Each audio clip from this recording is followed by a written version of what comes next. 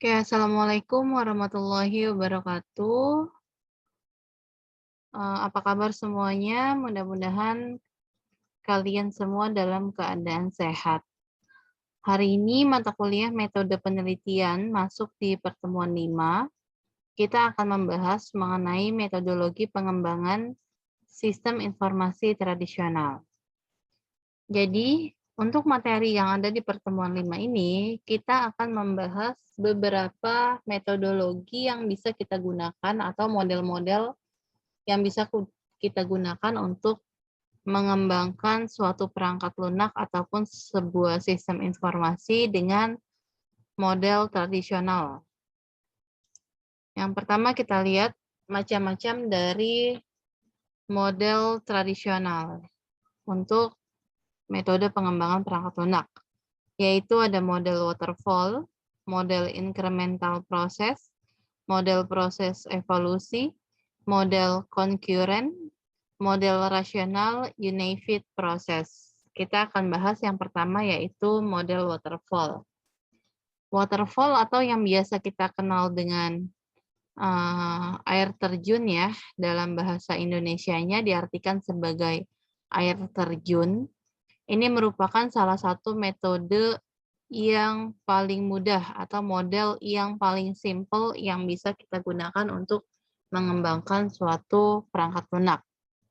Kenapa disebut dengan waterfall? Karena tahapan ini kalau digambarkan seperti bentuk air terjun yang jatuhnya itu berurutan. Jadi setiap langkah-langkah yang harus kita kerjakan di dalam model waterfall ini harus dilakukan dalam proses yang berurutan, tidak boleh loncat-loncat. Jadi kalau lihat air terjun kan dari atas turun ke bawah. Nah, sama. Ini juga tahapannya tidak boleh ada yang terlewatkan atau dilompati atau di skip ya. Tapi harus berurutan tiap langkahnya satu persatu. Kita tidak bisa masuk ke langkah yang berikutnya sebelum langkah yang sebelumnya kita kerjakan. Yang pertama ada communication. Communication ini bisa terdiri dari project initiation dan requirement gathering. Jadi inisiasi project ataupun kebutuhan ya, kebutuhan analisis kebutuhan. Kemudian ada planning. Planning ini masuk ke tahapan perencanaan ya. Ada estimating, scheduling dan tracking. Kemudian modeling. Modeling ini terdiri dari analisis dan desain. Kemudian construction, ada kode dan tes, dan juga deployment, ada delivery, support, dan feedback. Ini merupakan tahapan-tahapan yang harus kita lakukan di dalam penggunaan model waterfall. Model waterfall ini terkadang disebut juga sebagai siklus hidup klasik. Jadi ini adalah model yang paling simple, di mana tahapannya tadi sudah saya jelaskan, ada communication, planning, modeling, construction, dan deployment. Di dalam communication terdiri dari project initiation dan juga requiring gathering. Di mana ketika kita sebelum memulai pekerjaan yang bersifat teknis, ini sangat diperlukan adanya komunikasi antara customer dengan pengembang perangkat lunak ya. Kenapa harus dilakukan komunikasi ini? Ini berguna untuk memahami dan mencapai tujuan yang ingin dicapai. Jadi kita harus menyatukan visi dan misi dulu sebelum mengembangkan perangkat lunak antara pengembang dengan klien atau customer kita. Hasil dari komunikasi tersebut nanti dalam bentuk inisialisasi proyek, seperti menganalisis permasalahan yang dihadapi, dan mengumpulkan data-data yang diperlukan, serta membantu mendefinisikan feature dan fungsi dari aplikasi. Pengumpulan data-data tambahan bisa juga diambil dari jurnal, artikel, paper, dan internet. Jadi, tahap awalnya komunikasi ini nanti akan menghasilkan suatu analisis permasalahan ya. Jadi kita melihat permasalahan apa yang dihadapi oleh klien kita atau customer kita, sehingga dibutuhkanlah sebuah sistem informasi atau sebuah perangkat lunak. Kemudian kita juga akan mencari dan mengumpulkan data-data yang diperlukan, di mana data-data ini nantinya akan membantu proses dari pengembangan perangkat lunak, kemudian eh, mendefinisikan feature apa saja sih yang dibutuhkan oleh customer atau klien kita itu. Dan data-data tambahan juga selain dari customer atau klien bisa kita dapatkan dari berbagai macam sumber. Tahap yang kedua adalah planning, yaitu rencana. Yang termasuk ke dalam planning ada estimating ya, estimasi, scheduling, penjadwalan, dan juga tracking. Tahap berikutnya adalah tahap perencanaan yang menjelaskan tentang estimasi tugas-tugas teknis apa saja yang nantinya akan dilakukan. Jadi direncanakan dulu tugas-tugasnya, kemudian resiko-resiko yang dapat terjadi, sumber daya yang diperlukan dalam membuat sistem, dan juga produk kerja yang ingin dihasilkan itu nantinya bagaimana, penjadwalan kerjanya ya yang akan dilaksanakan, kapan mulainya dan kapan akan selesainya, dan juga tracking proses pengerjaan sistem. Jadi mendokumentasikan dari proses pengerjaan sistemnya itu sendiri. Kemudian tahapan berikutnya ada modeling, terdiri dari analisis dan desain. Tahapan ini adalah tahap perancangan dan pemodelan arsitektur sistem yang fokusnya ada pada perancangan struktur data, arsitektur software, tampilan interface, dan algoritma program. Tujuannya untuk lebih memahami gambaran besar dari apa yang dikerjakan. Jadi di sini kita sudah mulai mendesain, membuat desain, fokus pada pemodelan arsitektur sistemnya, kemudian perancangan struktur data, arsitektur software, sama tampilan interface, atau ini tampilan antarmuka untuk program, dan juga algoritma program. Jadi itu yang masuk ke dalam tahapan modeling, ya hal-hal yang harus kita kerjakan. Tahap berikutnya construction, terdiri dari kode dan tes. Tahapan ini merupakan proses penerjemahan bentuk desain menjadi kode atau bentuk bahasa yang dapat dibaca oleh mesin. Jadi kita di sini sudah mulai masuk ke teknik pengkodean atau pembuatan skrip program. Jadi mulai menerjemahkan dari desain yang sudah kita buat dalam tahapan modeling, kita terjemahkan dalam bentuk skrip program atau kode program. Setelah pengkodean selesai, dilakukan pengujian terhadap sistem dan juga kode yang sudah dibuat. Jadi ada testing. Tujuannya apa? Tujuannya untuk menemukan kesalahan yang mungkin terjadi sehingga nantinya bisa diperbaiki secepatnya. Jadi sebelum software itu kita serahkan, serah terima software pada customer, kita lakukan testing dulu untuk melihat apakah perangkat lunak yang kita buat ini masih ada kesalahan atau tidak, atau ada kekurangan atau tidak. Tahapan yang terakhir adalah deployment, terdiri dari delivery, support, dan feedback. Tahapan ini merupakan tahap terakhir, di mana tahapan ini adalah tahapan untuk implementasi software ke customer, perbaikan software, evaluasi software, dan pengembangan software berdasarkan umpan balik.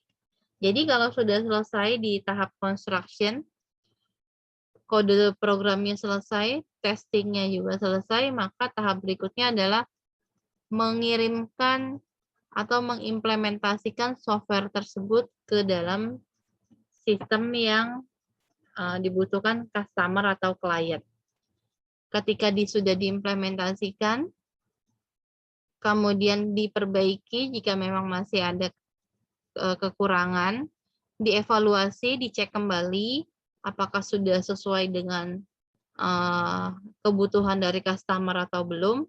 Kalaupun misalnya ternyata belum sesuai atau masih ada kekurangan, maka dikembangkan software sesuai dengan feedback yang diberikan oleh customer kepada pengembang. Jadi Ini fungsi dari deployment, terdiri dari delivery, support, dan feedback. Kemudian model yang kedua adalah, ini adalah variasi dari waterfall. Jadi kalau waterfall itu tadi bentuknya seperti ini aja, communication, planning, modeling, construction, dan deployment, maka ada variasi dari model waterfall.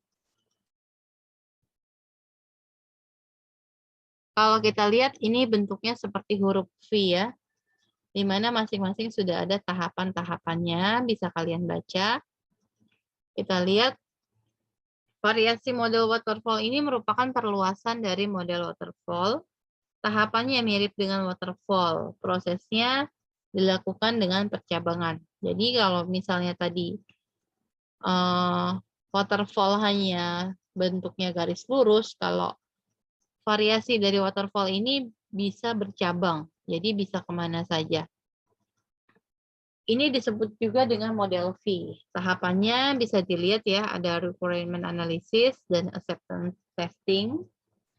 Ini sama seperti tahap yang ada di dalam waterfall ya. Tahap requirement analysis sama seperti yang terdapat dalam model waterfall. Keluarannya yaitu dokumentasi kebutuhan dari pengguna. Intinya tahap awal adalah mencari kebutuhan dari pengguna. Acceptance testing merupakan tahap yang akan mengkaji apakah dokumentasi yang dihasilkan tersebut dapat diterima oleh pengguna atau tidak. Jadi kalau waterfall kan hanya requirement analysis aja. Nah, tahapan model V ini dia mengembangkan ada yang namanya acceptance testing. Jadi dari hasil dokumentasi kebutuhan pengguna, ini kita kaji ulang lagi, apakah dokumentasi yang sudah dibuat ini sudah sesuai dengan kebutuhan penggunanya atau belum. Yang kedua, sistem desain dan sistem testing. Dalam tahap ini, analisis sistem mulai merancang sistem dengan mengacu pada dokumentasi kebutuhan pengguna yang sudah dibuat pada tahap sebelumnya. Dan keluarannya dalam proses tahapan ini adalah spesifikasi software yang meliputi organisasi sistem secara umum, ada struktur data, dan yang lainnya. Selain itu, tahap ini juga menghasilkan contoh tampilan Windows dan juga dokumentasi teknik yang lain, seperti entity diagram dan data dictionary. Jadi, hasil keluarannya yaitu dalam bentuk IRD, entity diagram, dan juga kamus data atau data dictionary.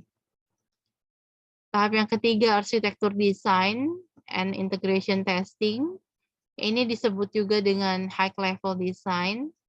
Dasar dari pemilihan arsitektur yang akan digunakan berdasar kepada beberapa hal, yaitu pemakaian kembali tiap modul, ketergantungan tabel dalam basis data, hubungan antar interface, dan detail teknologi yang digunakan.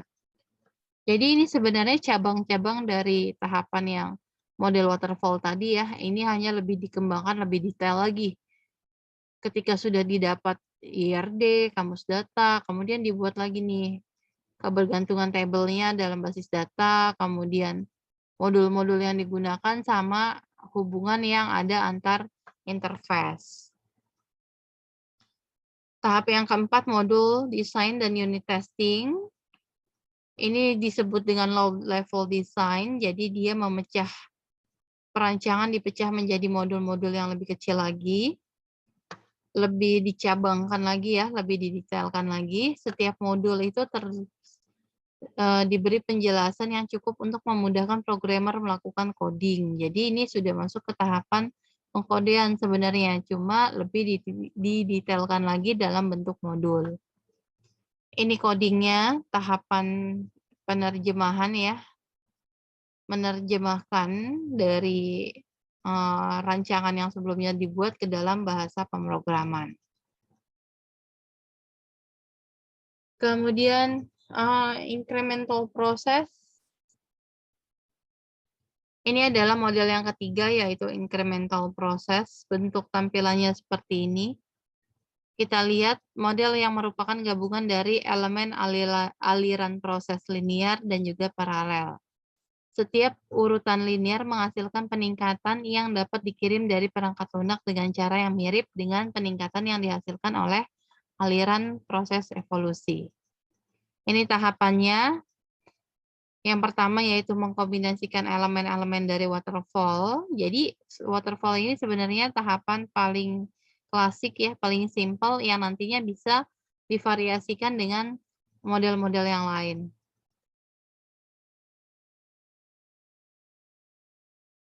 Langkah-langkah utamanya sesuai dengan yang ada di waterfall. Dengan sifatnya, dia akan melakukan iterasi atau perulangan dari elemen-elemen dalam waterfall dikerjakan dengan hasil berupa produk dengan spesifikasi tertentu.